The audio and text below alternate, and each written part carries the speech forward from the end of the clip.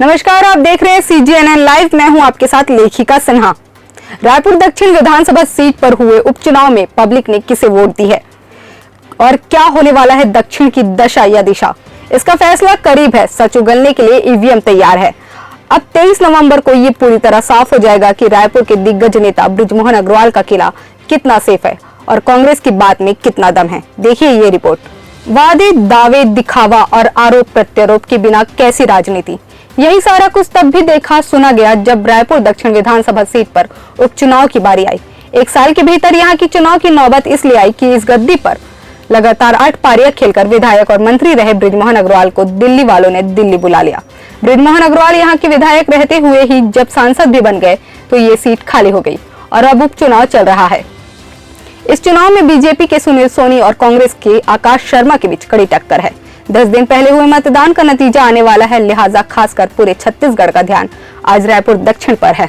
यूं तो चुनाव अक्सर मुद्दे या चेहरे पर लड़े जाते हैं, लेकिन रायपुर दक्षिण में शोर है सक्रिय बनाम निष्क्रिय का।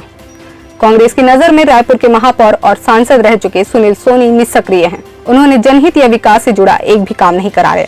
कांग्रेसियों की ओर से ऐसे बयानों से जुड़ा कई वीडियो भी सामने आया है, पर ऐसे में भाजपाइयों ने भी सवाल दागा है कि आकाश कैसे सक्रिय हो गए। आकाश ने ऐसा बड़ा काम क्या किया है। इस तरह उपचुनाव से पहले तक बीजेपी और कांग्रेस की ओर से बयानबाजी का दौर चल ही रहा है। बात करें रायपुर दक्षिण विधानसभा में जातिगत समीकरण की, तो इस सीट पर 10% SC मतदाता है, वहीं ST मतदाता 4% है।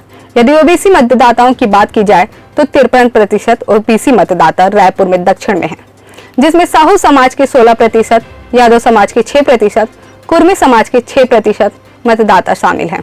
सामान्य वर्ग से 16% मतदाता इस विधानसभा क्षेत्र में है, जिसमें 5% ब्राह्मण और 4% वैश्य शामिल हैं। अल्पसंख्यक मतदाताओं की बात की जाए तो 17% हैं, इसमें से 10% मुस्लिम मतदाता शामिल हैं। रायपुर दक्षिण से कांग्रेस ने हर विधानसभा चुनाव में अपना उम्मीदवार बदला है, लेकिन बीजेपी ने हर बार बृजमोहन अग्रवाल पर ही भरोसा जताया है। बीजेपी के बृजमोहन अग्रवाल ने साल 1998 में कांग्रेस के पारस चोपड़ा को 13,218 वोटों से हराया। साल 2003 के चुनाव में कांग्रेस के गजराज पगरिया को 25,974 वोटों से हराया। साल 2008 में कांग्रेस की योगेश तिवारी को 24,941 वोटों से हराया। बीजेपी के बृजमोहन अग्रवाल ने अपना विजय रथ जारी रखते हुए साल 2013 के चुनाव में कांग्रेस की डॉक्टर किरणमयी नायक को 34,799 वोटों से मात दी।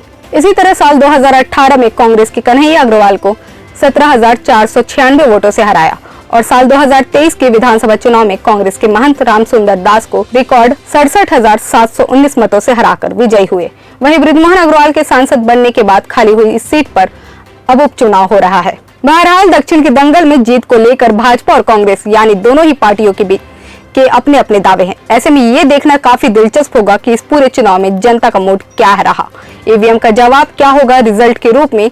सोनी को सोना मिलेगा या आकाश को नई उड़ान। फिलहाल हमारी खास पेशकश में इतना ही। देश दुनिया की तमाम खबरों के लिए बने रहे CGNN लाइव के साथ, क्योंकि इसमें है क्रेडिबिलिटी एंड करेज। नमस्कार।